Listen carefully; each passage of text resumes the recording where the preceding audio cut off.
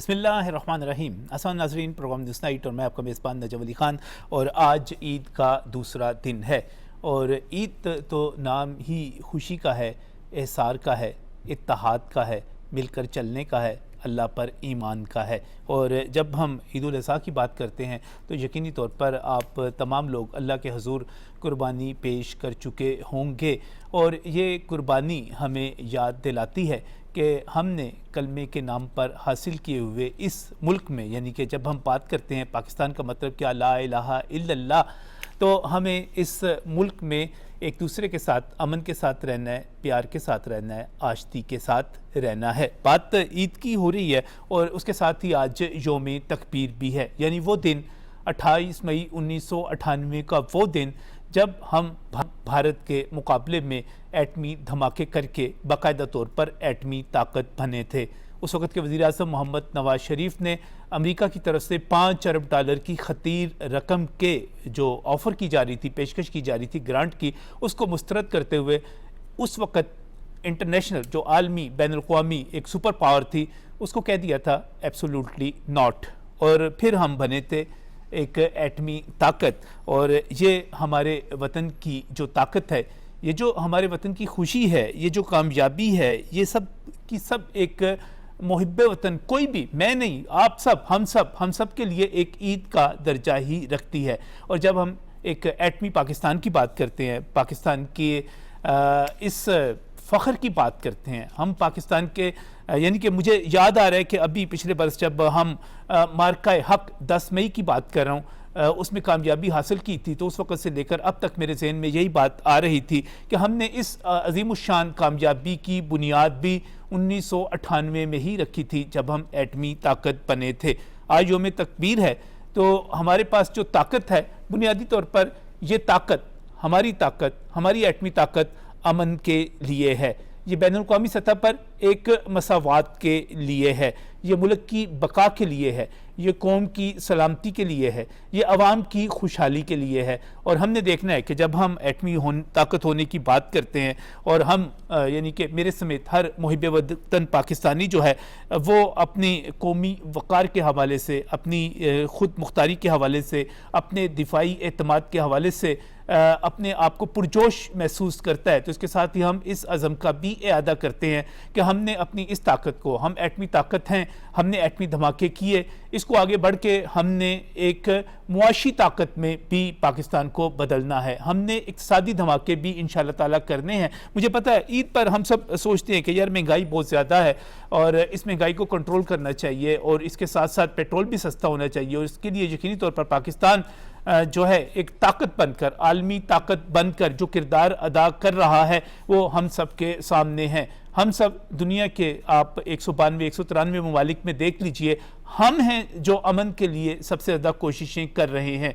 ये हमारे वज़ीर आज़म मोहम्मद शहबाज शरीफ हैं, ये हमारे फील्ड मार्शल सैयद आसिम मुनीर हैं, मैं इसके साथ साथ अपने वज़ीर ख़ारिजा लाज़मी तौर पर इसहाक़ डार साहब की बात करूँगा, इस हवाले से जो किरदार वज़ीर दाखिला मोहसिन नकवी अदा कर रहे हैं उसकी बात करूँगा।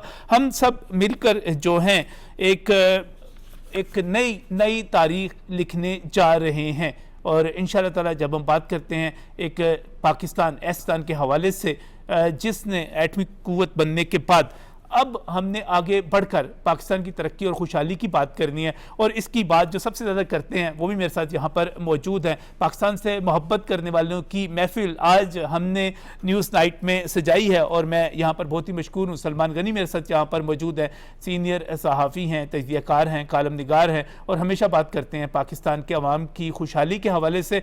और इन्होंने जो बात करनी है मेरे दिल पर लिखी हुई है। सलमान साहब, मैं पहले ही बता देता हूँ, आपने कहना है कि हमने एटमी कुव्वत को, एटमी धमाकों को मुआशी धमाकों में बदलना है और आपका ये अज़म है कि लोगों को रिलीफ मिलना चाहिए। ये जो है इस बात को लेकर चलते हैं और इसको हमने तारीख़ के तनाज़ुर में भी जब देखना है तो मैं बहुत ही मशकूर हूँ। प्रोफेसर डॉक्टर महबूब हुसैन साहब हमारे साथ यहाँ पर मौजूद हैं। आप डीन हैं फैकल्टी ऑफ आर्ट्स के पंजाब यूनिवर्सिटी के, और उसके साथ साथ तारीख़ पर गहरी नज़र रखते हैं और तारीख़ हमें ये बताती है कि अगर आपने कामयाब होना है, अगर आपने अमन रखना है और आपका दुश्मन अगर आपकी सरहदों पर फसाद की हालत में रहता है, फसाद बर्पा करता रहता है, तो आपकी ताकत कितनी ज़्यादा अहम है, ये कितना ज़रूरी था कि हम इग्नोर कर देते उस पेशकश को, कि छोटी पेशकश नहीं थी। आज से आप ये देखिए कि 1998 में 5 अरब डॉलर की पेशकश छोटी पेशकश नहीं थी, और हमारे बहुत सारे दानिश्वर, हमारे बहुत सारे मुहब्ब वतन लोग, मैं उनकी हुब्बुल वतनी पर हरगिज़ शक जाहिर नहीं करता, वो तमाम के तमाम जो थे बड़ी तादाद में थे, मेरे बुजुर्ग हैं, वो सब कह रहे थे कि हमें ये ऑफ़र कबूल कर लेनी चाहिए। लेकिन इसके बावजूद जो फैसला किया गया वो कौम के वफाद में किया गया, और हमेशा से पाकिस्तान की मसल्ह अफवाज जिस तरह पाकिस्तान का दिफा करती चली आई हैं, और जिस तरह उन्होंने 10 मई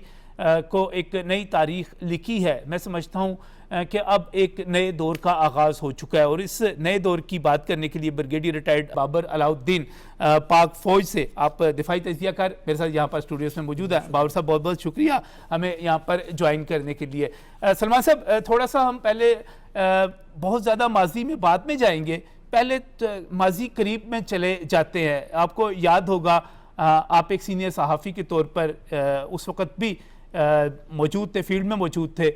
इस्लामाबाद में महफिलें लगा करती थी, लाहौर में महफिलें लगा करती थी। आप गालिबन उस वक्त नवाए वक़्त से वाबस्ता थे और आप चीफ रिपोर्टर थे वहाँ पर। और जिस तरह मजीद निज़ामी साहब ने भी कहा था कि धमाका कर दें वरना कौम एक और धमाका कर दें, कि ये सारी चीज़ें, और एक बड़ा लाहौर में मॉडल टाउन में मियाँ मोहम्मद नवाज शरीफ साबिक वज़ीर आज़म, जो इस वक्त भी उन्हीं की हुकूमत है, उन्हीं के भाई की हुकूमत है, किस तरह ये सारा मंजरनामा क्या था? एक बड़ा मखमसा था। मोहतरमा बेनज़ीर भुट्टो हयात थी, उनकी राय क्या थी, बाकी सियासतदान क्या सोच रहे थे, किस तरह ये फैसला हुआ था? बिस्मिल्लाहिर्रहमानिर्रहीम। नजम, आपने बड़े अच्छे और मौसर अंदाज के अंदर इब्तदाइये में सारी बात कह दी है, लेकिन जो बात मुझे याद पड़ता है कि मेरा उस वक़्त चूँकि मजीद निज़ामी साहब हयात थे और मजीद निज़ामी साहब सबसे ज़्यादा ज़ोर दे रहे थे, और नवाज शरीफ साहब और मजीद निज़ामी साहब के दरमियान राब्ता मेरे ज़ुम्मे था। और मैं एक बात आपको बताऊं कि इसमें कोई शक नहीं कि नवाज शरीफ साहब यकसू थे। वो काज़िस्तान में थे जब उन्हें बताया गया कि जी इंडिया ने धमाके कर दिए। 11 मई था, 11 और 13 मई, उन्होंने 3 धमाके 11 को किए थे, 2 धमाके 13 को किए थे। तो नवाज शरीफ साहब ने उस वक़्त के आर्मी चीफ जनरल जहांगीर करामत को वहाँ से फ़ोन किया और उन्होंने कहा कि आप तैयारी करें और फैसला मैं वापस आकर करूँगा। देखिए, मुझे याद है कि नवाज शरीफ तैयारी शुरू करवा दी थी, और आपके साइंसदान भी पहले से तैयार थे। और नजम, सबसे अहम बात यह था कि एक जज्बा और वलवला था पूरे पाकिस्तान के अंदर। पाकिस्तान की पॉलिटिकल फोर्सेस में इत्तफाक राय था कि भारत को सबक सिखाना चाहिए। ये दरअसल मैसेज था पाकिस्तान के लिए। मैसेज क्या था? ये हमेशा एक गलत फहमी उन्हें होती है कि शायद हम इलाकाई चुदराहट हमारे पास है। और 16 दिन के अंदर 28 मई को उन्होंने तो 5 धमाके किए थे, 11 और 13 को 5 किए थे, और नवाज शरीफ साहब ने 6 करके, लफ्ज़ मुझे याद है, उन्होंने कहा था कि हमने हिसाब चुका दिया है। देखें, वो पाकिस्तान की कई लोगों ने कहा था हमने छठी का दूध याद दिलवा दिया। अच्छा, आपने एक क्वेश्चन बड़ा इंपॉर्टेंट रेज किया, लेकिन मैं नहीं समझता, मैं मुनासिब नहीं समझता कि उन लोगों के नाम बताऊं। मैं एक एक बंदे को जानता हूं कि किसकी राय क्या थी। आपने दुरुस्त कहा कि कुछ लोग हमारे दानिश्वर भी थे, कुछ और तबकात के इंपॉर्टेंट लोग भी थे जो नवाज शरीफ साहब को ये मशवरा दे रहे थे कि 5 अरब डॉलर। और मैं आपको ये भी बता दूं कि नवाज शरीफ साहब की फैमिली के लिए एक इंसेंटिव भी था, लेकिन नवाज शरीफ साहब ने, और उनको ये भी पता था नजम कि आपको याद है कि उन्हें ये जो निज़ामी साहब बात कर रहे थे, ये बात बड़ी गहरी थी, और वो हो गया कि नवाज शरीफ साहब को इसकी कीमत अपना इक़्तिदार छीन के भी अदा करनी पड़ी। और इसके साथ साथ जब आप 5 अरब डॉलर की बात करते हैं, दुनिया भर ने पाकिस्तान की इमदाद बंद कर दी, अमेरिका समेत। पाकिस्तान मुश्किलात में सरवाइव करना सीख चुका है। और एक क्रेडिट मैं ज़रूर दूंगा, जब पूरी दुनिया से पाकिस्तान की इमदाद बंद कर दी गई, सऊदी अरब ने उस वक्त भी आपको तेल की सप्लाई जारी रखी। मैं समझता हूँ, इसलिए मैं कहता हूँ अच्छा, वैसे मैं भी उस वक्त रोज़नामा दिन से वाबस्ता था, चीफ रिपोर्टर था उस वक्त।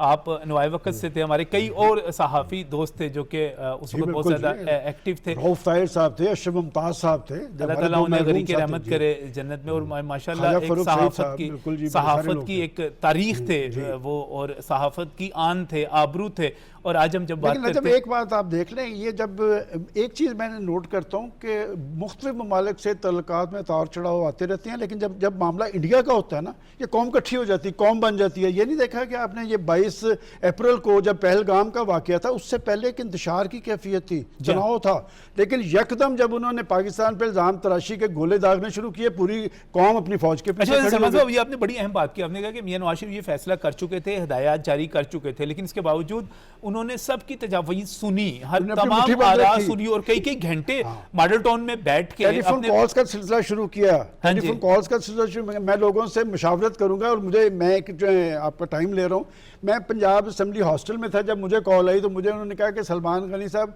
मुझे आपकी राय का तो पता है, लेकिन फिर भी मैं रिकॉर्ड पे लाना चाहता हूँ कि हमें धमाके करने चाहिए। तो मैंने उनको जवाब में कहा कि जिस शख्स से मैं मुखातब हूँ, मुझे पता है कि उन्होंने जवाबी धमाके करने हैं, लेकिन मियाँ साहब माहौल बन लेने दें। बिल्कुल सही। मैं हिस्ट्री पर भी जाऊंगा, लेकिन इससे पहले बाबर अलाउद्दीन साहब, एक डेटरेंस की पॉलिसी, यानी कि जब हम बात करते हैं, मैं इब्तदाई में भी बात कर रहा था कि जब हम जुम्मे तकबीर की बात करते हैं तो ताकत हमें इसलिए चाहिए कि हम अमन बरकरार रख सकें। हम जो इस खित्ते में बर सगीर में एक जो मसावात है, रियासतों की मसावात है, उसको बरकरार रख सकें। और अगर मेरा ख्याल है कि एटमी हमारी पास कुव्वत ना होती तो भारत के अज़ाइम ही कुछ और होते। जी नजम साहब, इसमें कोई शक नहीं, ताकत हमें इसलिए भी चाहिए कि हम डेटरेंस बरकरार रख सकें, ताकत हमें इसलिए भी चाहिए कि कोई हमारी बात सुन सके।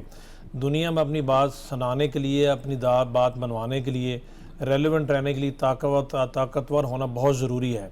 और आपको बुनियादी तौर पर ताकत ख्वाहिशात से नहीं मिलती, सिर्फ इस चीज़ का आप इजहार करें कि मैं ताकतवर हो जो, वो कोई नहीं मानता। आप मुआशी तौर पर ताकतवर होंगे, वो भी एक ताकत है, लेकिन असल ताकत आपको मिलती है अगर आप फ़ौजी तौर पर, अस्करी तौर पर, मिलिटरली अगर आप मजबूत हैं। आज दुनिया में अमेरिका को अगर सोल सुपर पावर कहा जाता है, तो मैशत तो अब अमेरिका से चीन की बड़ी है, लेकिन अमेरिका को असल एज जो हासिल है वो उसकी फ़ौजी ताकत की बुनियाद पर है। हम अगर एटमी धमाके ना करते तो आज हम उस तरीके से फ़ौजी तौर पर तो उतने ताकतवर ना होते, चाहे हमारी फ़ौज जितनी मर्जी बड़ी है। डेटरेंस बहुत ज़रूरी होती है, और अगर हम एटमी पावर ना होते तो लास्ट ईयर जो मई में हमने देखा, आप अंदाज़ा कर सकते हैं, कोई भी जी शऊर पाकिस्तानी अंदाज़ा कर सकता है कि आज हमारी हालत फिर क्या होती। ये बहुत बड़ी डेटरेंस है। और जब हमने एटमी धमाके किए तो मुझे याद है उस वक्त के प्राइम मिनिस्टर जिनका आप जिक्र करें, मियां नवाज शरीफ साहब ने कहा था कि हमने पाकिस्तान के दफा को नाकाबिले तस्खीर बना दिया है, अल्हम्दुलिल्लाह इम्प्रेगनेबल बना दिया, उधार चुका दिए। और वो जो नाकाबिले तस्खीर दफ़ा था वो आज अमली तौर पर हम सब उसको देखते हैं, उसका मुशाहिदा करते हैं। इस मुल्क के हम रहते हैं और इसी बुनियाद पर हम दुश्मन की आंखों में आंखें डाल के देखते हैं। और अगर उस वक्त नजम साहब धमाके ना करते तो आज के माहौल में आप देखें, क्या कुछ सोच भी सकता है कि इस्लामी मुल्क को एटमी धमाका दूर की बात है, इसका नाम भी को ले सके। उस वक्त हमने कर लिए। और मैं ये आपने बड़ी अहम बात की बाबर साहब। अब ये देखिए ना कि ईरान जो है एटमी ताकत बनने के लिए कब से कोशिश कर रहा है, ख़ासतौर पे जब से JCPOA ख़त्म हुआ उसके बाद उन्होंने यूरेनियम की अफसूदगी शुरू की। और अमेरिका इजराइल की ईमा के ऊपर जिस तरह वो सब कुछ वहाँ पर कर रहा है कि वो बनने नहीं देना, यही काम इंडिया भी तो अमेरिका के साथ मिलकर कर सकता था। ट्रंप इंतज़ामिया से पहले जो बाइडन इंतज़ामिया जो थी उनके काफ़ी अच्छे ताल्लुकात थे उनके। जी बिल्कुल कर सकता था। और अभी तो अब अगर आज ईरान एटमी ताकत होता तो क्या खलीज में हालत ये होती? कभी भी ना होती।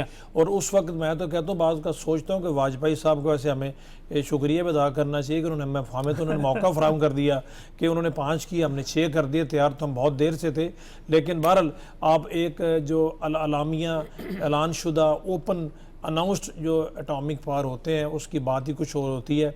और हर गुजरते हुए दिन के साथ जो जो ख़तरा दुनिया में मंडला रहे हैं, जिस तरीके से हमारे खित्ते के हालात हैं, जो हमारी अभी दोनों वेस्टर्न बॉर्डर पर जो हालात बने हुए हैं, तो उस कॉन्टेक्स्ट में देखिए तो मैं समझता हूँ कि एटमी धमाके जो 28 मई को हमने किए थे डिफाइनिंग मोमेंट था पाकिस्तान के क़याम के बाद। जो सबसे तारीख साज अगर कोई दिन हमारा था तो 28 मई 1998 था।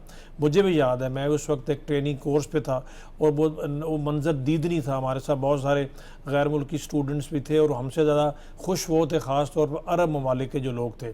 तो ये यानी दुनिया की पहली जो एटमी कुव्वत और इस्लामी एक मुल्क जो है उसका एटमी ताकत बन जाना। और इसमें महबूब हुसैन साहब, इसमें बुनियादी बात तो यही है ना कि रसूल पाक सल्लल्लाहु अलैहि वसल्लम ने भी इरशाद फरमाया था कि दुश्मन के मुकाबले अपने घोड़े जो है तैयार रखो और अपनी ताकत को बढ़ाओ। और ताकत जो है है, ये बुनियादी तौर पे इसके हवाले से जिहाद का हुक्म आता है तो ये इस्लाम से आता है। हमारे बाज़ दोस्त जो हैं इस हवाले से कन्फ्यूजन भी पैदा करते हैं, लेकिन ये तारीख़ को अगर हम मुतालिया करें तो ये दुरुस्त है ना कि हमारी ताकत जो है वो तो अमन के लिए है। बिल्कुल नजम, आप बिल्कुल ठीक कह रहे हैं। मैं तारीख़ का तालिब इल्म हूँ और इस नाते से मैं ये समझता हूँ कि ताकत का तवाज़न जो है ना, इस खित्ते में हमेशा से पाकिस्तान और इंडिया का एक मसला रहा है।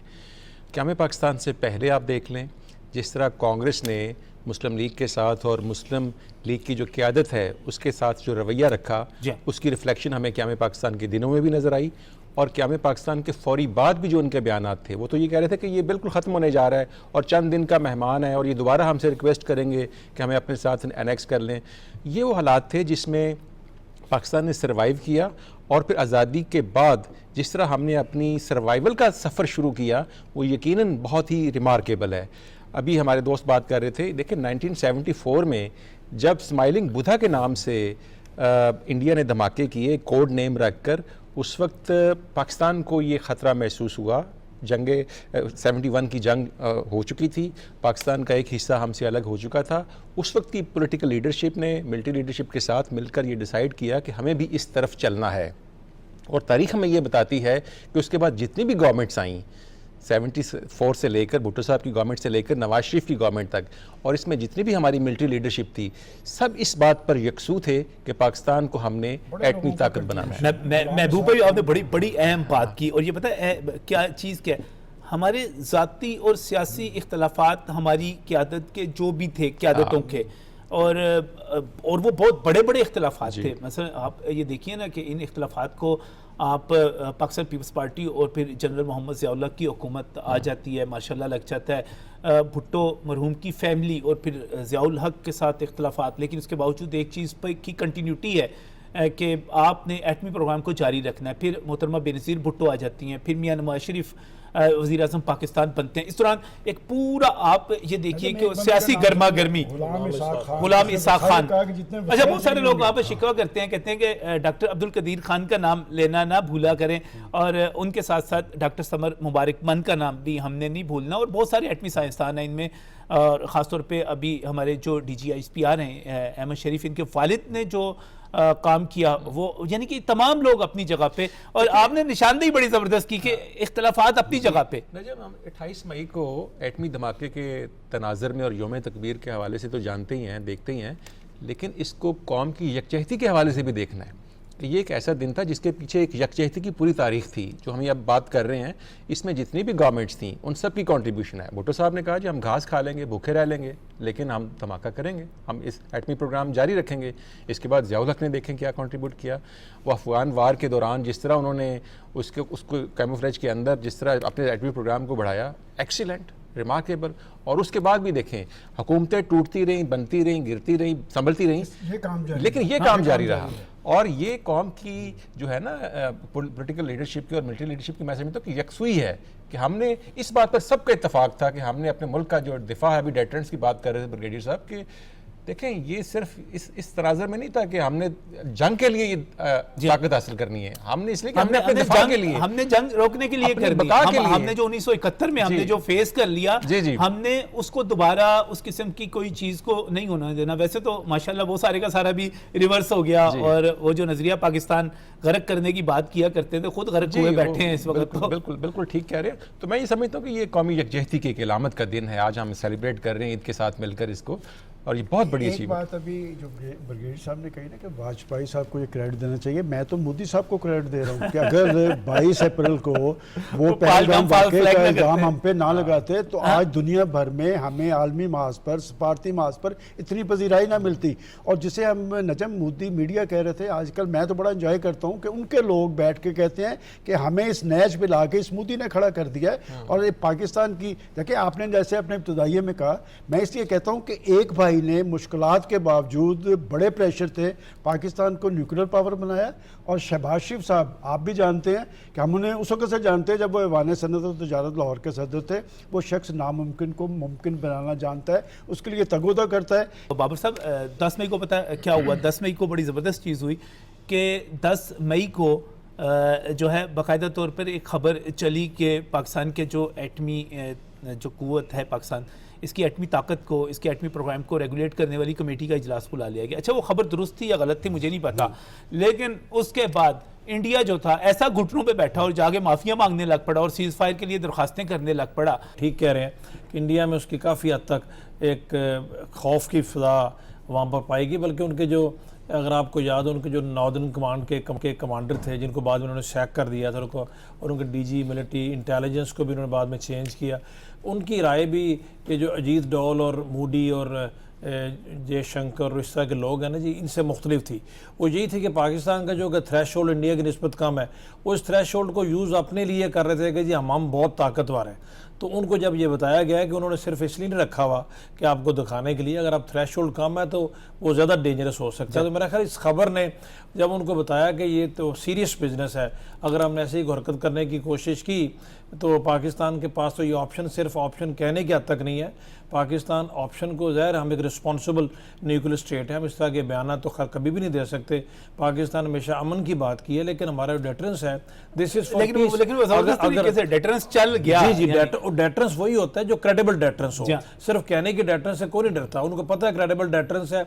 और ये फैसला साजी में इनकी जो लीडरशिप है, बिलखुसूस बात की सलमान साहब ने, प्राइम मिनिस्टर शहबाज शरीफ साहब की, और हमारे chief of the army staff हैं, जो इन्होंने दुनिया को इस डिमॉन्स्ट्रेट किया अपनी लीडरशिप में, तो दुनिया बहुत क्लियर है। आपने दुरुस्त फरमाया, 9 को जेडी वैंस साहब जब इंडिया के दौरे पे थे तो उन्होंने कितना इसको ईजी लिया था, और जब डोनाल्ड ट्रंप से पूछा गया तो उन्होंने कहा ये तो यार दहाइयों से और सदियों से लड़ते चले आ रहे हैं, तो ये इनके लिए कोई नई चीज़ नहीं है। बट वही उसी 10 मई की दोपहर को और आफ्टरनून में, ये इसलिए मैं लोगों को कहता हूँ कि जंगबंदी हुई थी, ये डोनाल्ड ट्रंप ने नहीं कराई थी जंगबंदी, जाके मूडी ने जब मिन्नतें की, जब उनको पता लगा, तो 24 आवर में परसेप्शन अमेरिकन की चेंज होगी।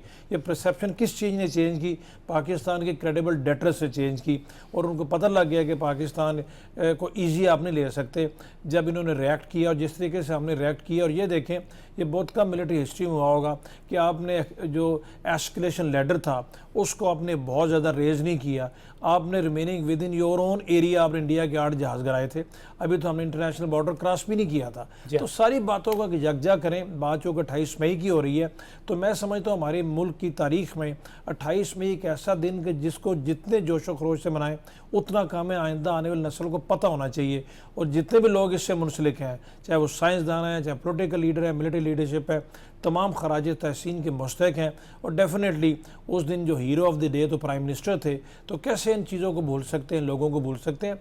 ये लोग हमारे सही मायनों में हीरो हैं, जिन्होंने पाकिस्तान के दफा को इस काबिल बनाया कि आज दुश्मन चाहते हुए भी आपकी तरफ बढ़ नहीं सकता। वो पिछले 1 साल से सिस्कियाँ ले रहा है, ख्वाहिश का इजहार कर रहा है, लेकिन उनमें हौसला नहीं है। जैसे आर्मी चीफ ने अपने जख्म चाट रहा है, जैसे आर्मी चीफ ने एक बड़ी तारीखी स्टेटमेंट दी थी इंडिया को, उन्होंने कहा था कि आपकी ख्वाहिशात आपकी सलाहियतों के मुताबिक नहीं है, दोनों में मुताबिकत नहीं रखते। ख्वाहिशात आपकी बहुत हैं पर आपके अंदर कैपेबिलिटी नहीं है, आपके अंदर वो बहादुरी नहीं है, हौसला नहीं है, इसलिए औकात में रहें तो बेहतर है। बिल्कुल सही, बिल्कुल सही। और इसमें महबूब साहब अगर माजी की तरफ चले जाएं और 28 मई 1998 से पहले का पाकिस्तान और 28 मई 1998 से बाद का पाकिस्तान, अब ये देखिए ना, पीछे चले जाएं तो हिंदुस्तान जो था उसके दिमाग में खन्नास ही कुछ और भरा हुआ था।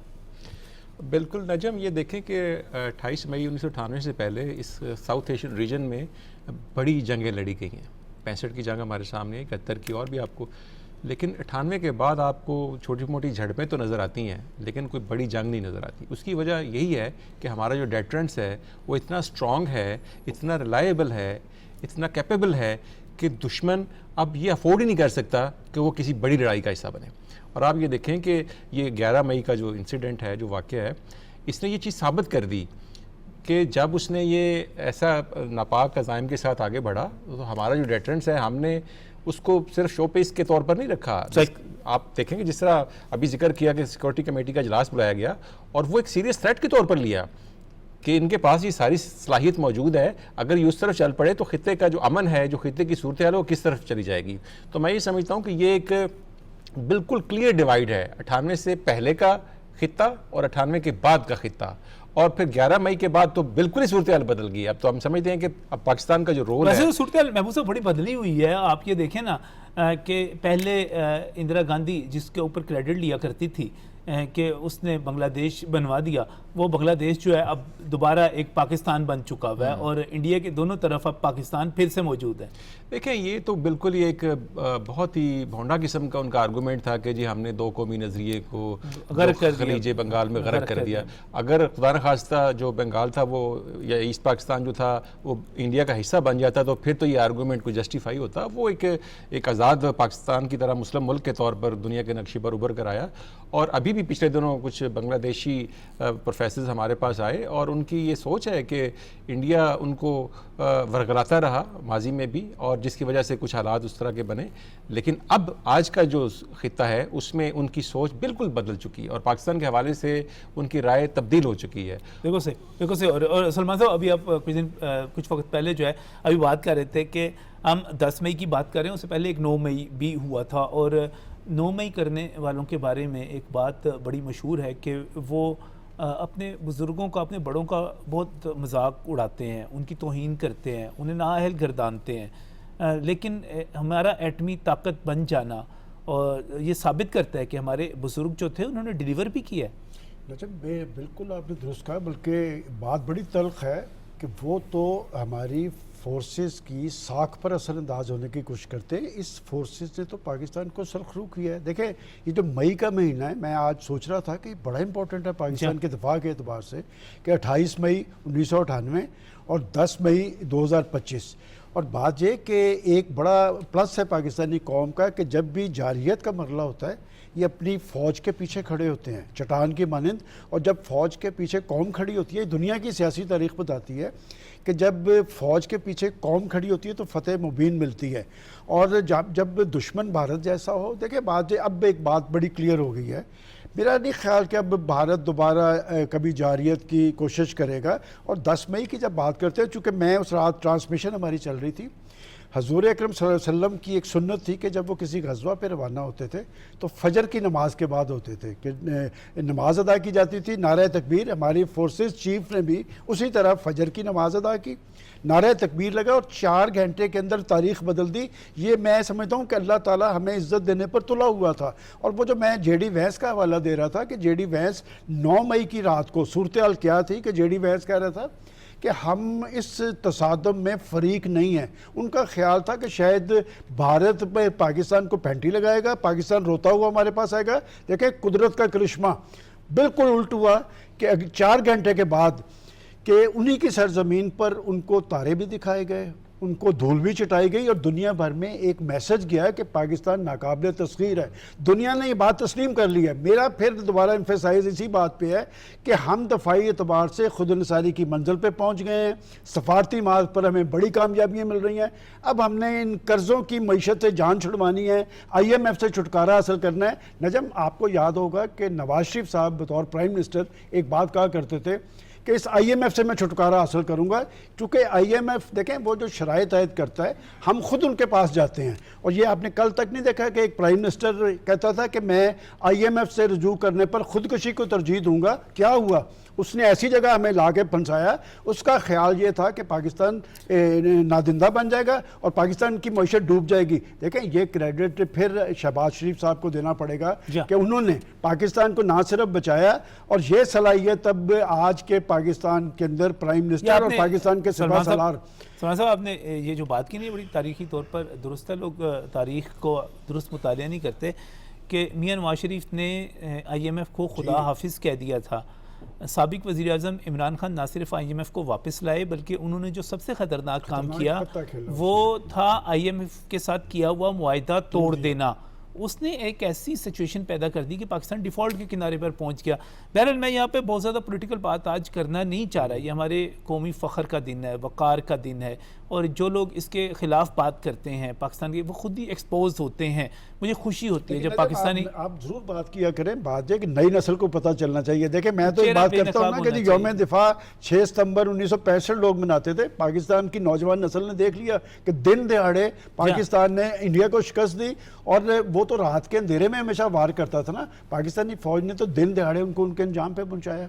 तो ये चीज़ तो पूरी दुनिया को पता चल गई कि फौज में अहलियत और काबिलियत क्या है। मैं एक और 2 प्रोग्राम्स में बैठा हुआ था तो वहाँ पर बड़ी ज़बरदस्त किस्म की सलमान साहब बात की गई कि जब हम पाक फ़ौज के ख़िलाफ़ आप बात करते हैं, पाक फ़ौज के सरबराह के ख़िलाफ़ आप बात करते हैं, तो इसका एक मैसेज क्या जाता है? वो सिपाही जो बॉर्डर पे बैठा हुआ है, अगर उसके पास इंटरनेट की किसी वक्त एक्सेस हो जाती है, अगर वो सोशल मीडिया देख लेता है, आपके व्लॉग्स देख लेता है, आप वहाँ पर जिस किस्म की बातें पाक फ़ौज के बारे में, पाक फ़ौज के सरबराह के बारे में, इसके ख़िलाफ़ दुश्मन का बयानिया लेकर बैठते हैं, वो क्या सोचता है कि मैं किन के लिए यहाँ पर अपनी जान हथेली पर लेकर बैठा हुआ हूँ? उस वक़्त उन शहदा के वालिदैन क्या सोचते हैं जिनके बेटों ने अपनी जानें कुर्बान कर दी, और उनके जनाजे जब उनकी शादियां होने वाली थी या उनके छोटे छोटे बच्चे थे, उनके जनाजे उनके घरों में पहुंचे, बापों ने अपने बेटों के जनाजों को कंधे दिए।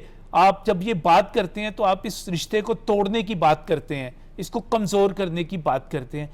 किसी को क्या अंदाज़ा कि किस तरह सरहद के ऊपर, आज वैसे ईद का मौका है, तो बाबर साहब इसी से मिलती जुलती सी बात है, हमारे फ़ौजी भाई जो ड्यूटी पे होते हैं वो कैसे ईद मनाते हैं? फ़ौजियों की ईद बिल्कुल मुख्तलिफ ईद होती है जी। मैंने तो बहुत सारी ईदें मुख्तलिफ मुहाज़ों पर मनाई हुई हैं।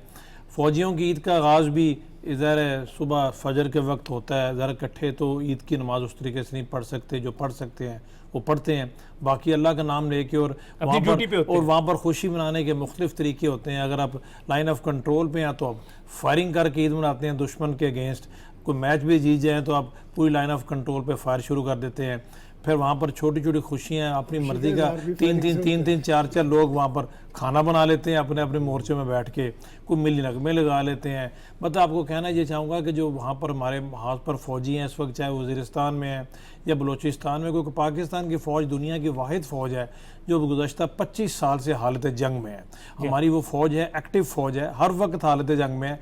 ये पीस टाइम की फ़ौज नहीं है। जब आप हालत जंग में हैं तो आप हर वक्त मोर्चों में, हर वक्त आपने अपने साथ वेपन्स रखे हुए हैं, दुश्मन का मुकाबला कर रहे हैं, अब मुठभेड़ में हैं, कभी ऑपरेशन हो रहे हैं। तो इन हालात में जो वहाँ पर फ़ौजी ईद मनाते हैं वो दीदनी होती है, उनकी खुशी दीदनी होती है। बाज़ का मीडिया उसको कवर भी करता है।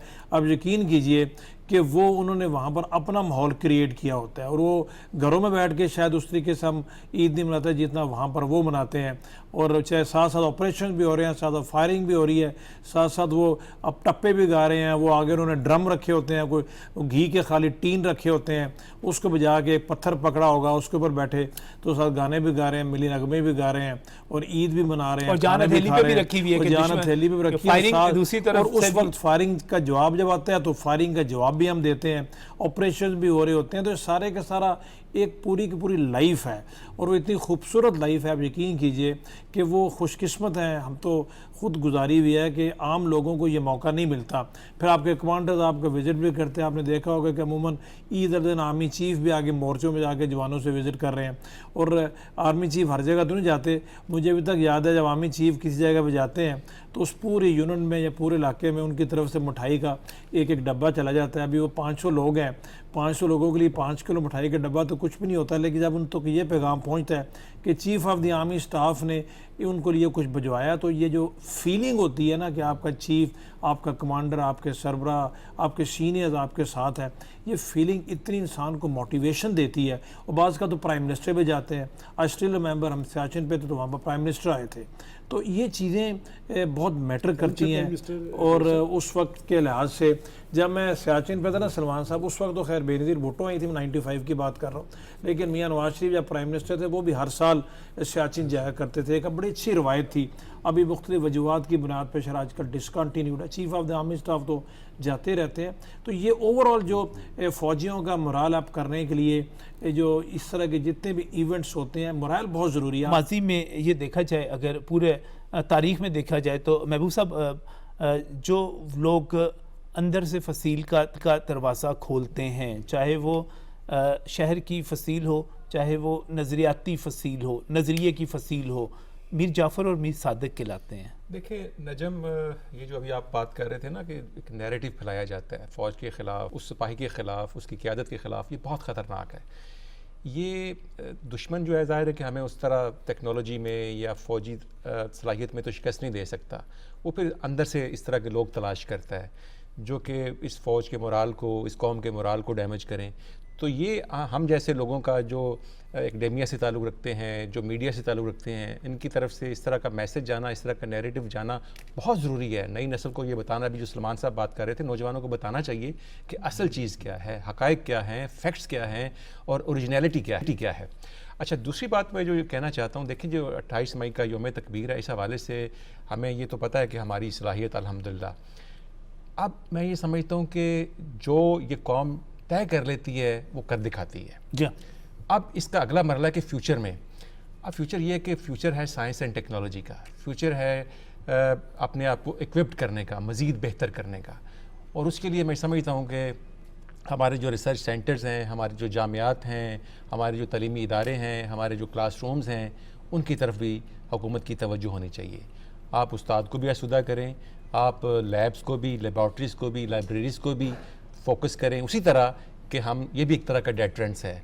अगर आपका नौजवान बासलाहियत होगा, कामयाब होगा, तो वो आपका एक अच्छा दिफा करेगा, एक अच्छी कौम का। सही, ये नॉलेज की, इंफॉर्मेशन की, टेक्नोलॉजी की जंग है और उसमें हमारे कमांडर तो आप हैं ना जी, जो प्रोफेसर्स हैं, और उसमें हमारे मोर्चे जो हैं वो हमारी यूनिवर्सिटीज़ हैं। ये जो 11 मई का मार्का हमने एक सर किया है, इसमें हमारे जो नौजवान हैं, मैंने तो खुद देखा है कि वो किस तरह सॉफ्टवेयर और 10वीं वाले में स्पेस वॉर के अंदर हमने और किस तरह, जिस तरह भी सलमान साहब भी जिक्र कर रहे थे, वासफ भी कर रहे थे कि हमने दुश्मन के हदूद में दाखिल हुए बगैर जो है उनको शिकस्त दी। और साइबर वॉर में साइबर स्पेस जितना चला, नाज़रीन हमारा जो ये बाकी कंफर्म इंफॉर्मेशन, इंडियन मीडिया वाली बात नहीं है, हमारे पास उनके डेमो का कंट्रोल जो था वो आ चुका था, हमारे पास उनकी ट्रेन सर्विसेज जो हैं उनका जितना नेटवर्क है हम उसको कंट्रोल कर रहे थे। हम उनके बड़े बड़े जो बिजली के मंसूबे हैं, चीज़ें, हम साइबर वॉर के ज़रिए उसको अटैक करके उसको ब्रेक कर चुके हुए थे। हम आधे इंडिया की बिजली बंद कर चुके हुए थे, यानी कि हमने जो शिकस्त दी उसका, और जिस तरह राफेल का एक कनेक्टिविटी तोड़ी गई थी ज़मीन के साथ और तबाह हुए, वो भी तो इसी से। जब इसमें इम्पोर्टेंट बात आप देखें कि जब पहलगाम का इल्ज़ाम लगाया, मैं समझता हूँ कि वो एक ऐसा मरला था जिसमें पाकिस्तान ने टेक ऑफ किया कि पाकिस्तान ने बजाय रद्द-ए-अमल देने के उन्होंने कहा कि आप इसकी तहकीकात करवाएं, इसे टेस्ट केस बनाएं, और दुनिया को ये बात अपील की कि पाकिस्तान ने कहा कि कोई आलमी इदारा इसकी तहकीकात करवाए। मैं समझता हूँ कि आज आप देखें कि इंडिया की लीडरशिप एक नफसियाती कैफियत से दो चार है, वो बदले के बुखार में दो चार है, लेकिन अब वो ये काम नहीं कर सकेगी। लेकिन डॉक्टर साहब जो बात कर रहे हैं कि हमारा मुस्तकबिल जो है तब रोशन होगा कि दफाई एतबार से खुद इंसारी की मंजिल के बाद हमारा असल टारगेट मुआशी खुद इंसारी है, और उसमें बुनियादी चीज़ पाकिस्तान का नौजवान है। नजम, मुझे सबसे ज़्यादा खुशी इस बात की थी कि हम लोग जब यौम दिफा की बात करते थे तो वो यौम दिफा देखा नहीं था पाकिस्तान की नौजवान नस्ल ने। उन्होंने तो देखा 10 मई का यौम दिफा, जिसे दुनिया ने माना कि पाकिस्तान नाकाबिले तस्खीर बना, और दुनिया ने, और सबसे ज्यादा ये पंजाब की, गालिबन लाहौर के किसी नवाही इलाके की वो तस्वीर आपने देखी जहाँ पर वो ड्रोन उठा के फिर वो भी फिर रहे हैं, और वो बाकायदा देहाती हमारे जो लोग हैं वो बैठे हुए हैं, और हमारा एक जो फौजी है वो फेंक रहा है। और वो एक बात मैं जरूर कहूँगा, चूंकि ब्रिगेडियर साहब जब जिक्र कर रहे थे ना, मुझे भी बॉर्डर्स पे जाने का इत्तेफाक हुआ, तो मैं हमेशा फौजी जवानों को देखता हूँ। आप देखें कि उसका एतमाद, गन पकड़ी हुई है, और उनके चेहरे पे एक मैसेज है कि सो जाओ अजीज़ों के फसीलों पे हर एक सिमत, हम लोग अभी जिंदा व बेदार खड़े हैं। बात यह कि इस फौज के पीछे जब भी कौम खड़ी हुई है, हमें फतह मुबीन मिली है। अब मैं समझता हूँ कि हमें आगे की तरफ जाना है, और आगे की तरफ जाने में हमें फिर उसी इत्तेहाद और यकजहती का मुजाहरा करना है जो हमने 28 मई 1998 को और 10 मई 2025 को सिविल मिलिट्री रिलेशनशिप बड़ा मैटर करते हैं आपस में। ऐसी नहीं है, अब तो कोई कंफ्यूजन नहीं है। चलें छोड़ें, जब कंफ्यूजन नहीं है तो हम कोई और बात करते हैं। मतलब ईद कैसी मनाते हैं, किस तरह गुजरती है? देखें, बात यह कि मुझे तो खुशी फिर इस बात की थी कि एक मुश्किल सूरत हाल के अंदर वही जज्बा, वही बलबला, वही एसार, वही कुर्बानी कि लोगों ने इस मुश्किल सूरत हाल के अंदर भी कुर्बानी की है। और सबसे अहम बात यह है कि हम लोग असल में नजम कम्प्लेक्स का शिकार हैं। आज भी हमारे महल्लों में, देहातों में, शहरों में कोई आदमी भूखा नहीं सोता, कि लोग उसकी मदद करते हैं, और लोगों ने गोश्त तकसीम किया है। और हमारे, मैं अपने मोहल्ले में देख रहा था कि सब ने अपनी अपनी जिम्मेदारी अदा की है, और ये जज्बा, ये बलबला, ये एसार और कुर्बानी एक बड़ी ताकत है, ये एक बड़ी ताकत है हमारे पास। और अगर हम इसी जज्बे के तहत तो इंशाल्लाह हम सुरखरू बनेंगे, सुरखरू होंगे, और ये पाकिस्तान इकबाल का और कायद का पाकिस्तान इंशाल्लाह ताला। महबूब साहब, कैसी गुजरती है आपकी? बिल्कुल ठीक है जी। हमने देखा कि लोग बांट रहे हैं गोश्त, अगरचे मुश्किल हालात हैं, मुआशी तौर पर ज़ाहिर है कि उस तरह की परेशानी है लोगों सबने कुर्बानी की है, लेकिन इसके बावजूद कुर्बानी की है लोगों ने। और ईद का जो जोश और जज्बा है वो हमें देखने को नज़र आया गुज़श्ता कल भी और आज भी। बिल्कुल लेकिन से एक बात मैं ज़रूर कहूँगा कि ये ना हो कि फ्रिज कोई अंदर से बंद कर ले, फ्रिज के दरवाजे ज़रूर खुले रखने चाहिए। कुर्बानी का गोश्त अंदर से ना लॉक कर ले, अंदर से ना लॉक कर ले, खोलना चाहिए, खोल गरीबों देना को चाहिए। देना और चाहिए। अल्लाह का शुक्र है कि तमाम लोग जो है सारा साल गोश्त खाते रहते हैं। और ये जब हम बात करते हैं मसावात के हवाले से, तो ये भी एक मसावात कायम होती है, इससे एक इकॉनमी जुड़ी हुई है, ये सारी की सारी बाज़ लोग इसमें एक्टिव हो जाते हैं। बहरहाल वो चीज़ें चलती रहती हैं। और बाबर साहब, आपने ईद कैसे मनाई? जी, ईद रवायती तरीके से मनाई, और जैसे हर मुसलमान मनाता है, ज़ाहिर है एक बहुत बड़ा त्यौहार है, इसमें बहुत बड़ी एक्टिविटी है। कुर्बानी आप देते हैं और इसी जज्बे के साथ देते हैं कि इसके पीछे जो बेसिक कॉन्सेप्ट है वो हम सब मुसलमानों को पता है। और सबसे अच्छी बात यह है कि जब कुर्बानी वाले दिन या दूसरे दिन, जैसे आज ईद का दूसरा दिन है, आप गोश्त लोगों में तकसीम करते हैं। और जैसे सलमान साहब भी कह रहे हैं कि बहुत सारे ऐसे लोग जो नामुल हालात में गोश्त नहीं खाते, उनको भी मौका मिलता है और एक पूरी एक्टिविटी होती है। फेस्टिविटी तो है ही है, इत्तेहाद व यगानत भी है, और खास तौर पे जब हम आज खुशी का एहसास सही, आज जब ईद का दूसरा दिन है, तो मैं बहुत ही मशकूर हूँ सलमान गंज साहब, आपने वक्त दिया। प्रोफेसर महबूब हुसैन साहब, आपका बहुत बहुत शुक्रिया। ब्रिगेडियर रिटायर्ड बाबर अलाउद्दीन साहब, आपका बहुत बहुत शुक्रिया। और नाज़रीन, जब हम बात करते हैं ईद के हवाले से, हम बात करते हैं यौम तकबीर के हवाले से, तो आप इस तरह ही महसूस कीजिए, या कम अज़ कम मैं महसूस करता हूँ कि पाकिस्तान से मोहब्बत करने वालों के लिए पाकिस्तान का एटमी कुव्वत बनना भी मुहिब वतन पाकिस्तानियों के लिए एक ईद की तरह ही है। ये भी एक ईद का ही दिन है।